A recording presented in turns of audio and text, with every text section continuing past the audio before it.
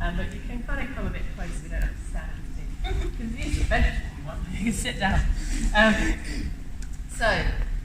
We're going to come to this tabletop position, and you're going to do this in pairs, because usually I use mirrors to help me see. It's really hard to see, so you're going to use each other in your mirror and talk about what's happening. So we're going to have to correct this posture. Now, if we have that exaggerated anterior tilt, we're probably going to see this kind of positioning. So we're going to see that kind of dip in the longer spine. Now, to correct that, it's the same principle. We're going to tuck the tail between the legs. So hopefully you can see that as I tuck my tail, my imaginary tail, between my legs. You can see that lengthening in this region and that flattening of that back. Okay? The harder part is the upper back.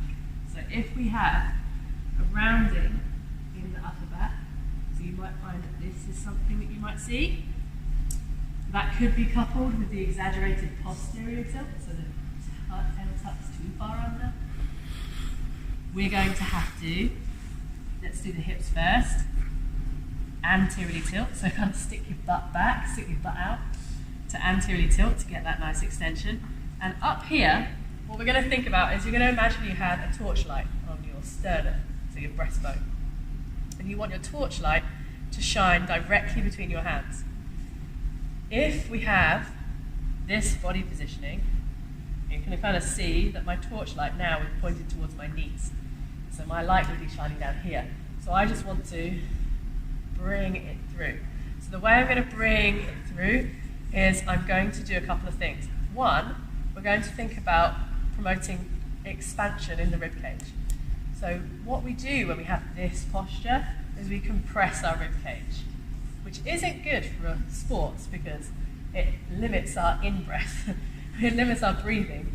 We need oxygen to be able to keep all of the blood flow going, so we want to make sure that we're getting that expansion again. So we're going to think about, if you had a tight sort of band around here, I like to think of like a paper band around here, and I want to break it, so I'm going to expand my rib cage. Now you can do it with an in-breath, because you'll fill your lungs, but I want you to try doing it without the breath, because we should be able to activate those muscles alone, without breathing. And I find that if people do it with breathing, they'll go they hold their breath. But we don't want to hold our breath. We want to be able to promote abdominal pressure with just our core muscles. So I want you to think about pushing your ribs out, so kind of expanding that rib cage. So that's the one thing we're going to do, and the other thing we're going to do is just try and bring that rib cage, we're going to kind of tilt it up. Okay? So if we're in this position, we're going to anteriorly tilt the pelvis, take the butt out, and bring that rib cage through, expanding the rib cage, and hopefully I'm doing a good job and I've got a nice flat back. Okay? Yeah? The last thing to think about is the head. So we have a tendency, when we do exercises, to crane the neck, and we end up causing a little bit of flexion in the neck. So we want to think about the top of our head being here rather than here. And we want to think less about where we're looking and more about sending the top of our head in a straight line parallel to the floor. Yeah, so you can imagine a torch like there as well. And you're going to shine your torch straight ahead of you. So you get a nice flat back, and the last job you're going to do, you've got to remember all these things, I'm going to come around and help you, is we're going to think about squeezing the belly button in towards the spine. And that again is going to get that TBA engaged.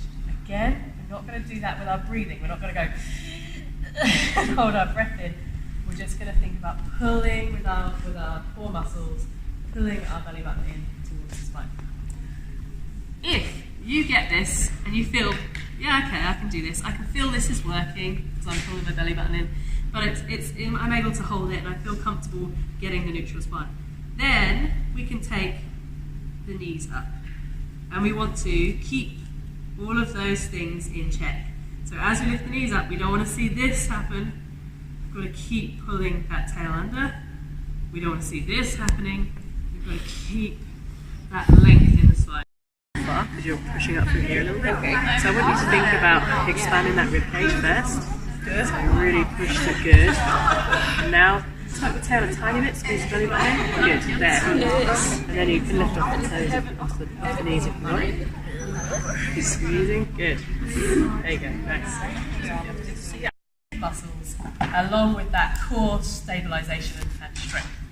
So, we're going to go into our plank, and we're going to work on opposite hand and foot moving together, whilst trying to make sure that we're not losing our structure.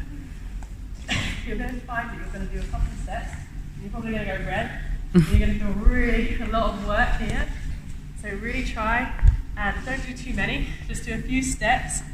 Try and feel if you can hold that structure. Not let that spine drop. Not let those core let go. And coordination will be fun in this one too. So opposite hand to foot is going to move together.